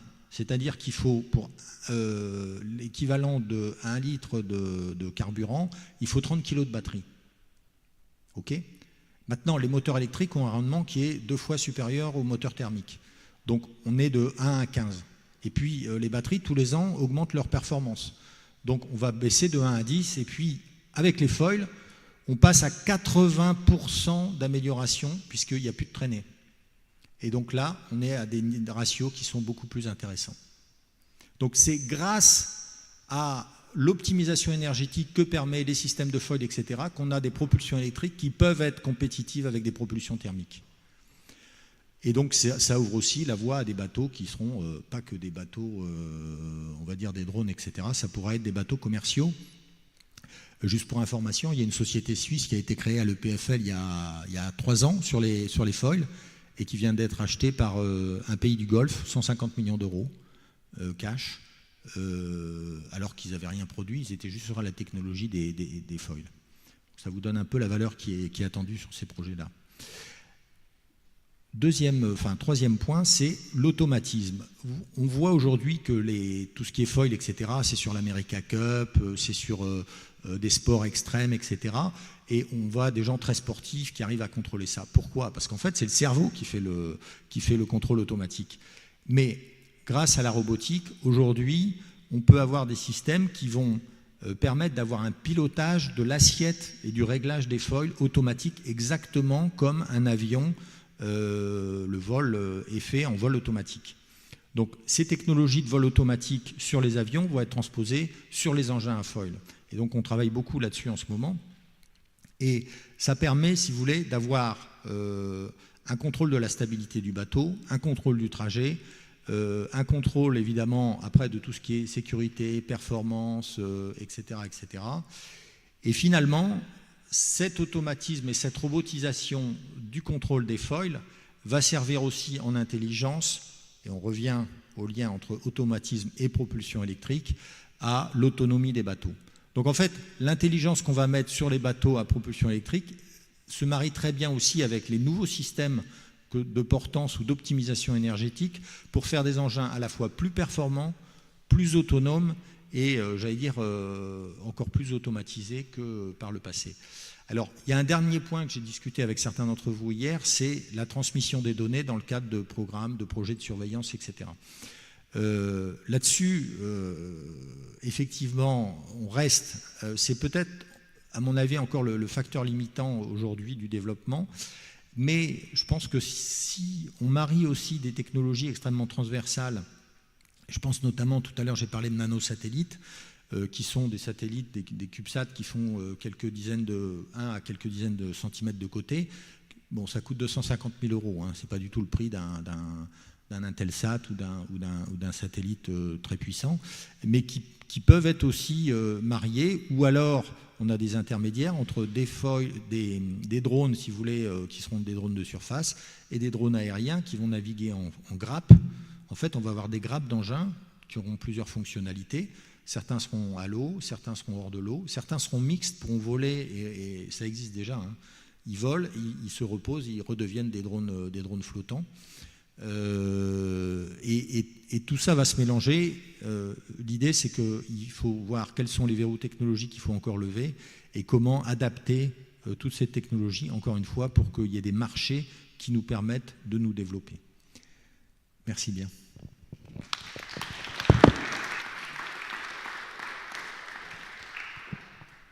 Merci Vincent. Alors, tu as abordé à la fin là, sur effectivement un point important aussi, c'est tout ce qui est donné. Et là-dessus, tout ce que l'intelligence artificielle aussi peut apporter, la fusion des données. Pour information, les GAFA, Google, Amazon, etc., sont actuellement en train de réfléchir à effectivement un cloud pour tout ce qui concerne les océans et qui permettrait d'accélérer finalement l'autonomisation d'un certain nombre d'objets ou de navires ou non-navires, drones, etc. Parce que pour pouvoir piloter à distance, pour pouvoir faire fonctionner ça à distance, il faut intégrer effectivement un certain nombre de renseignements et ça c'est encore un challenge actuellement. Pour reprendre un petit peu, parce que le sujet c'est vrai entre spatial et maritime, on voit des points en commun, tout ce qui est environnement extrême, donc là les apports sur les environnements extrêmes, y compris les matériaux. Je suis certaine qu'effectivement dans ce qu'on développe actuellement pour la mer, il y a aussi un certain nombre de choses qui sont passées par des laboratoires de recherche spatiaux. Il y a un autre point aussi qui est quand même intéressant. Je crois que malheureusement François a dû partir. On parle de smart et de green, mais quand il s'agit, et ça c'est quelque chose c'est un peu une question que j'aimerais vous poser, parce que dans tout ce qui est océan et mer, finalement, il n'y a pas smart d'un côté et green de l'autre.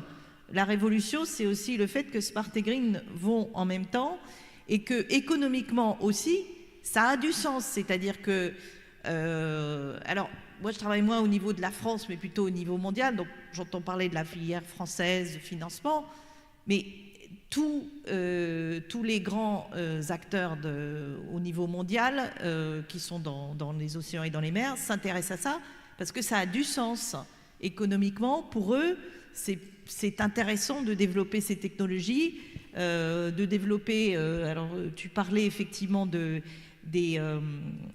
comment ça s'appelle, c'est des voiles, oui, c'est ça. Enfin, les voiles, les Japonais, ils en sont à développer, ils ont un projet, je crois, d'un très gros bateau avec des voiles rigides.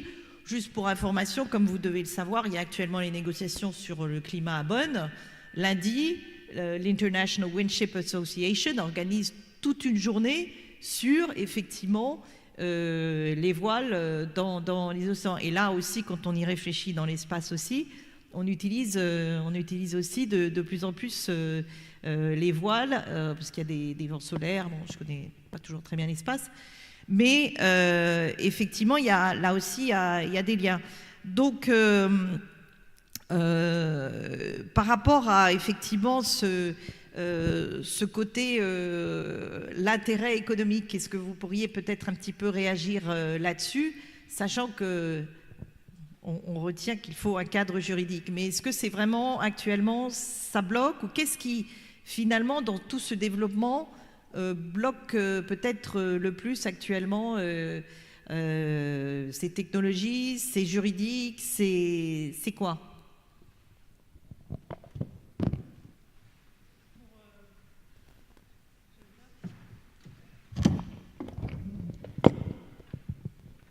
Pour répondre à votre question, en fait, les blocages, en fait, on passe d'un système traditionnel avec par exemple, pour reprendre les questions de transport de fret, on passe d'appareils qui sont habités avec tout ce que ça comporte comme appareil, comme mise en condition du personnel. Et si on passe sur un nouveau système de type smart chip, comme on a pu l'évoquer, il faut prévoir de nouveaux modèles technologiques, mais aussi juridiques, comme on l'a dit. Donc c'est un changement qui est assez important. Si on peut le comparer à d'autres domaines, par exemple les questions actuelles sur l'utilisation de nos voitures par les citoyens lambda, ça prend du temps.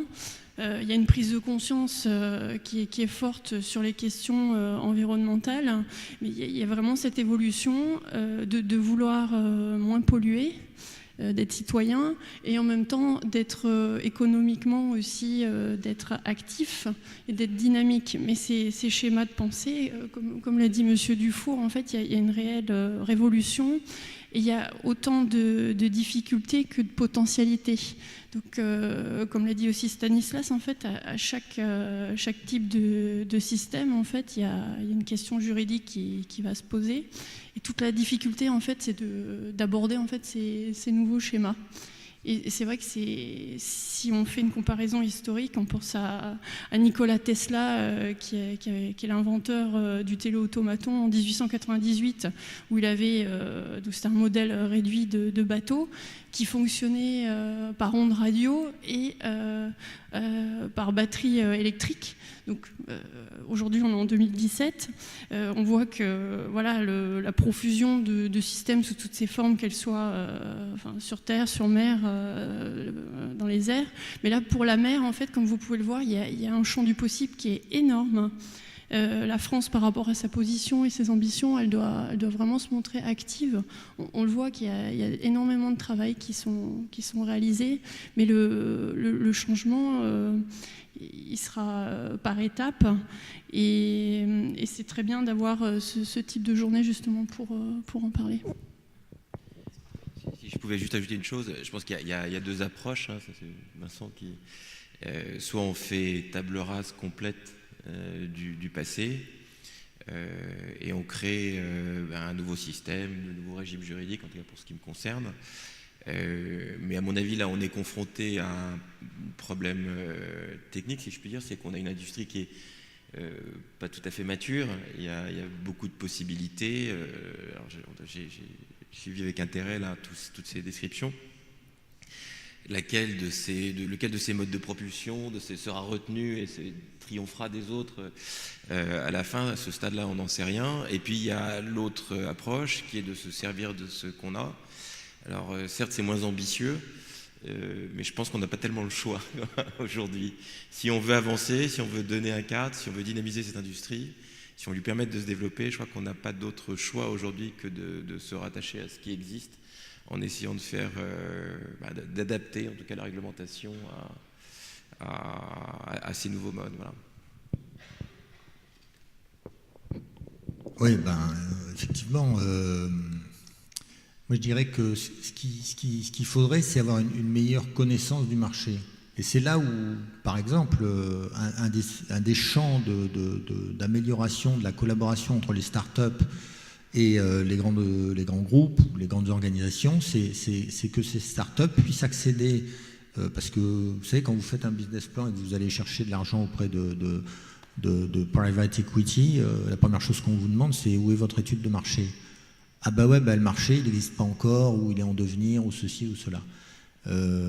Alors, ok, mais quand on regarde par exemple dans le domaine des biotech, pour un médicament, l'AMM, ça demande à peu près 10 ans. Ça n'empêche pas de lever des fonds considérables.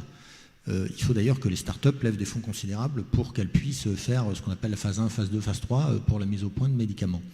Donc, il y a des industries où la réglementation, parce que ça c'est une question de réglementation, a structuré le lien start-up, grand groupe du médicament ou d'autres, pour faire en sorte que justement le financement de ces innovations permette de développer, de foisonner, parce qu'il faut foisonner, il y aura des échecs, mais l'échec c'est justement un acquis, c'est pas du tout négatif, c'est un acquis de savoir qu'un truc ne marche pas, au moins on sait que ça marche pas, et on peut faire autre chose.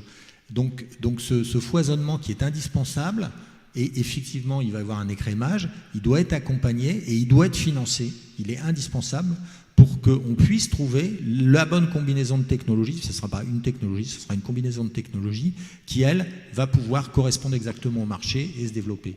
Et à ce moment-là, la législation, enfin ça c'est mon opinion évidemment, elle aura le temps, autant que faire se peut, d'accompagner et de pouvoir permettre à cette technologie de se développer. Le but n'est pas de faire une législation spécifique ni un frein, mais c'est simplement parce que vous savez, c'est un peu comme l'eau qui coule, hein. Il suffit d'un interstice et on saura se faufiler et trouver la bonne combinaison pour que ça marche. Mais par contre, il faut éviter des barrières qui vont tout bloquer avec des systèmes un peu trop rigides. Mais effectivement, je pense que dans la mer, c'est pas une source d'inquiétude primordiale aujourd'hui. Je vais peut-être prendre... plus de micro. Si, une question, s'il y en a? Oui.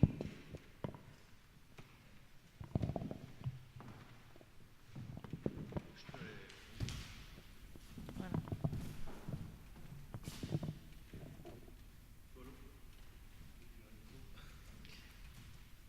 Je peux parler fort.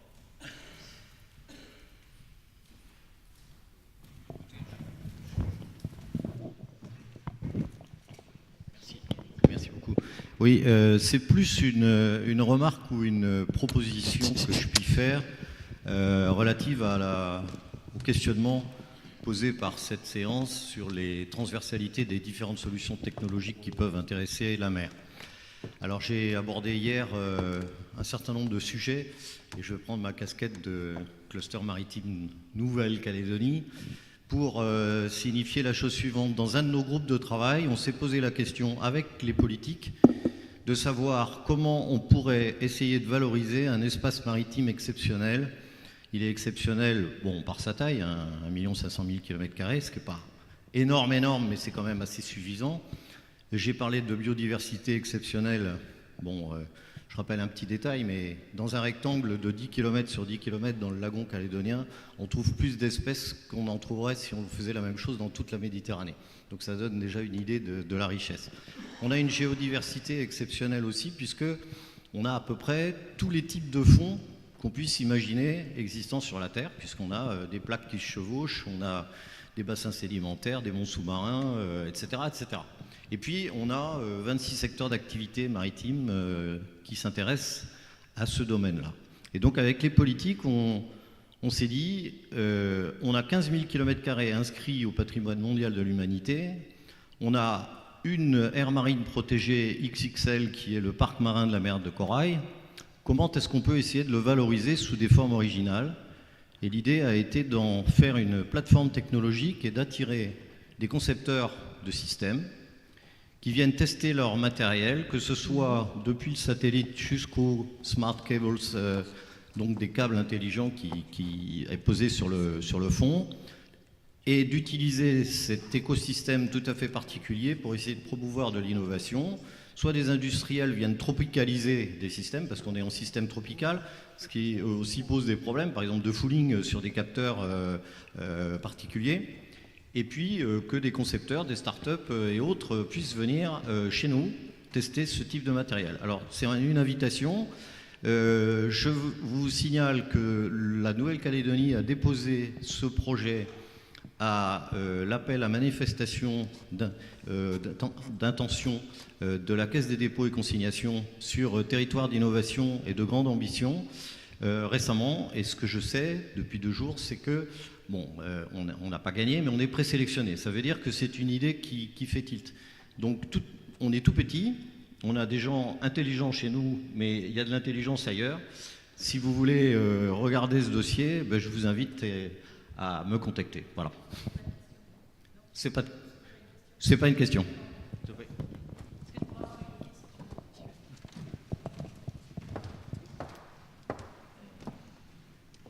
Merci. Avant de poser ma question, je pense, Océane et Stanislas ont insisté là-dessus, et bien sûr Vincent a rebondi, c'est la nécessaire mutation des usages. C'est-à-dire que si on fait une analogie avec le domaine de l'énergie, et notamment de l'acquisition de données, depuis des années et des années, les technologies de l'information et de la communication se sont développées en ne faisant fi complètement total de l'énergie consommée.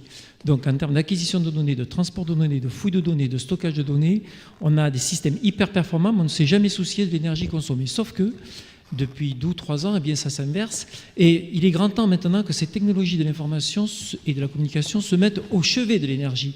Et c'est l'émergence des smart grids. Donc vous voyez qu'il y a une mutation des usages où on est passé d'une consommation effrénée d'énergie pour avoir des systèmes de plus en plus performants qui maintenant, grâce à l'intelligence accumulée, se mettent à disposition d'une consommation d'énergie beaucoup plus efficiente. Dans le domaine que nous sommes en train d'évoquer, c'est exactement la même chose qui est en train de se passer. Et Vincent l'a très bien illustré, quand on voit que les FOL existaient 70 ans en arrière, c'est quand même quelque chose de faramineux. Et donc, je pense que, je l'ai dit hier au soir, et je m'excuse auprès de ceux qui étaient présents hier au soir, parce que je vais redire la même chose, mais je pense que nous sommes arrivés à une nécessité qui est de comprendre que le XXe siècle a été incontestablement un saut des usages, enfin un saut des sauts technologiques incroyables, mais certainement que le XXIe siècle verra beaucoup plus de sauts d'usage que de sauts technologiques. C'est-à-dire que les briques technologiques, nous les avons. Alors il faut toujours les améliorer, mais ce qu'il faut maintenant, c'est vraiment aller vers l'acceptabilité sociétale. Ça a été parfaitement développé par Océane qui a dit, écoutez, ça existe, la volonté est là, il faut qu'elle soit encore plus forte pour aller au-delà. Et donc, j'aurais aimé que vous rentriez un peu plus dans le chou, comme on dit d'une façon crue, pour vraiment insister sur cet aspect. Parce que hier au soir, M. Rougerie a dit, je ne suis pas tout à fait d'accord avec toi, Alain, quand tu abordes cette notion de saut technologique. Qui ont pas été... Mais si on cite le cas du numérique, par exemple, le numérique va de plus en plus vite, mais ce n'est pas un saut technologique, un numérique qui va de plus en plus vite. Qu'est-ce que c'est? C'est tout simplement la mise en parallèle de calculateurs. Donc il n'y a pas véritablement de saut technologique. La transition électronique sur une jonction PN, qui est la base même de l'électronique, se fait toujours dans les mêmes conditions et sur le même volume, si ce n'est qu'on est capable de faire de façon parallèle. Et donc on augmente les puissances de calcul. Donc j'aurais aimé que vous développiez un petit peu ce sujet pour insister. Je pense qu'auprès de nos politiques, le lobbying est là. Vous avez fait référence à ce qui se passe en Allemagne. Eh bien, il faut absolument agir à ce niveau-là.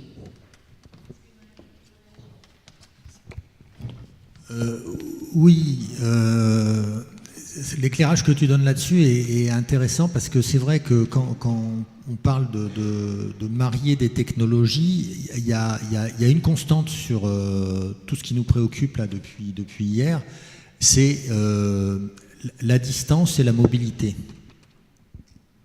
La mer, c'est loin, comme l'espace, et on ne parle pas d'objets statiques, même si j'ai fait une allusion au bouée, on parle quand même, pour la plupart, d'objets qui se déplacent. Donc, dans ces cas-là, il y a une obligation à rendre effectivement plus petit, plus économe en matériaux, en énergie, bien évidemment, et de trouver les bonnes articulations entre tous ces systèmes. Et c'est là la clé. Bon, après,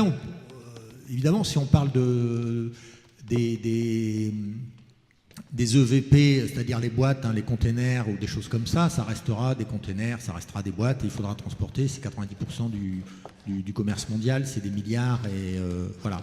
Mais même pour ces structures-là, il y aura aussi petit à petit, je pense, l'intégration de nouvelles technologies qui vont permettre d'optimiser le transport.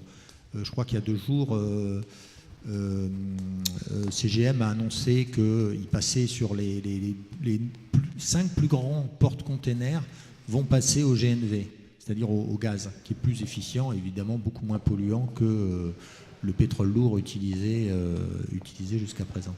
Donc on voit que ça bouge, même, alors chacun à son échelle évidemment, mais c'est ces mariages de technologies qui, dans le cadre de la mobilité et dans le cadre de l'eau, il ne faut pas oublier un truc, j'ai souvent l'habitude de dire ça aussi, c'est qu'on est des bipèdes terrestres à 2 dimensions. Et là on parle d'un espace qui est aquatique, qui est dense et qui est tridimensionnel.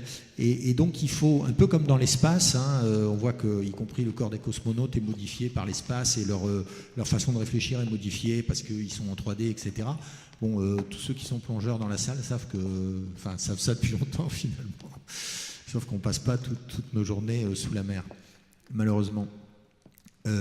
Donc cet espace avec cette notion, cette contrainte physique très forte et cette obligation de déplacement pour aller capter l'information et la retransmettre, parce que c'est de ça dont il s'agit la plupart du temps, et ben ça nécessite d'optimiser les technologies existantes. Comme tu l'as dit, elles sont toutes existantes quasiment, mais leur optimisation, leur efficience et leur coordination, leur mariage, c'est là où il y a un champ de développement qui est considérable.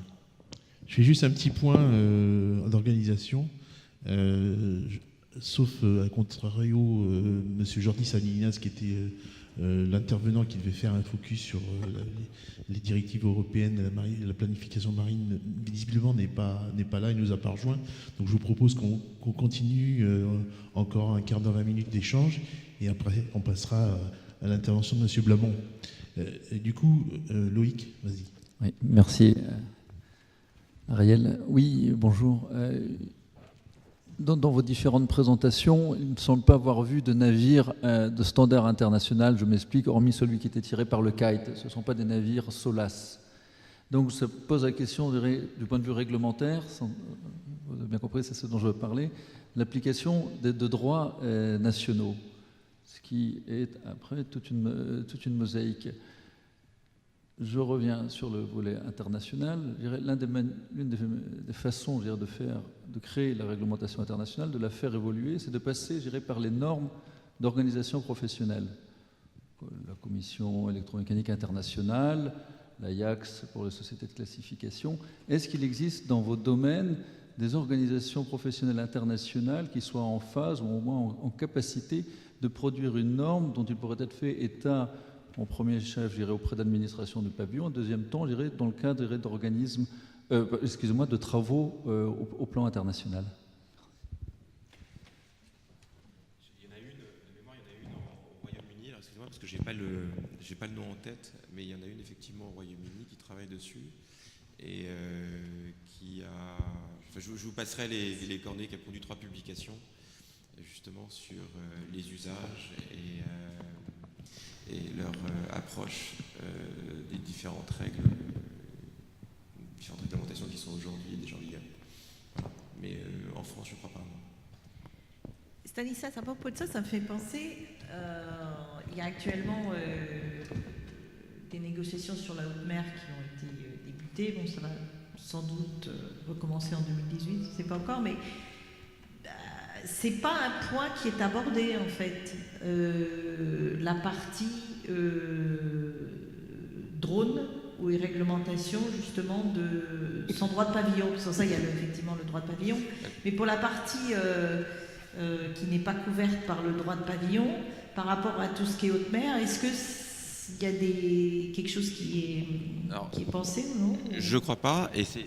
Je sais pas si ça marche. Je crois pas, et c'est effectivement un problème, puisque on sait que un navire, lorsqu'il se trouve dans des eaux territoriales, est soumis à la loi du pays riverain. Lorsqu'il se trouve en ZEE eh bien, pour certaines règles comme la pollution, le terrorisme, le trafic de drogue, est soumis toujours aux lois de l'État riverain, mais également pour le reste à la loi de son pavillon. Effectivement, quand on se retrouve en eau internationale, c'est la loi du pavillon qui prévaut. Donc la question qui va se poser, ça va être quels critères de rattachement pour le drone qui évolue dans des eaux internationales. Alors on peut en envisager plusieurs. S'il n'y a pas de pavillon, moi je pense que nécessairement il faudra de toute façon que les drones aient une sorte d'immatriculation, en tout cas une identification qui permettra de les rattacher à nécessairement un opérateur. Alors même s'ils sont semi-autonomes ou totalement autonomes, ils sont quand même relâchés de quelque part, ils sont opérés sur la propriété d'une société. Donc est-ce que le lien de droit se tissera entre l'opérateur et le drone, ou entre le propriétaire du drone et le drone? Alors je pense qu'il y aura des raisonnements qui seront faits par analogie, peut-être par rapport à l'affrètement. C'est par exemple que pour un navire, celui qui est responsable du navire, c'est le propriétaire immatriculé, sauf lorsqu'il y a une charte contenue et que la charte contenue est elle-même publiée. Mais en tout cas, oui, c'est des réflexions qu'il va falloir mener sur ces points. Oui, juste pour faire une remarque complémentaire, je pense que, en écho à ce que j'ai dit, je pense qu'on est plus, je dirais, face à ces questions de drones et de navires autonomes dans un domaine similaire à celui de l'offshore, plus que du navire marchand, où on est, je dirais, sur du tailor-made plutôt que sur le choix, je dirais, dans un corpus réglementaire de ce qui va correspondre à l'asset. Ce qui repose vraiment, je dirais, la question de savoir d'abord quels sont les standards des industriels derrière qui peuvent être mis en avant auprès des différentes autorités nationales. Merci. Et juste pour, Loïc, juste pour ajouter à ta réflexion, on voit d'ailleurs aujourd'hui que l'administration est extrêmement demanderesse d'informations de la part des industriels. Aujourd'hui, elle n'envise pas une seule seconde de légiférer, de prendre des règles sans avoir préalablement consulté et brainstormé avec les industriels. Ça, on le sent bien. Je crois que l'intervenant... On a retrouvé notre intervenant qui est arrivé, donc je vais clore cette table ronde en vous remerciant beaucoup. Merci Christine pour avoir animé cette table. Merci à nos intervenants.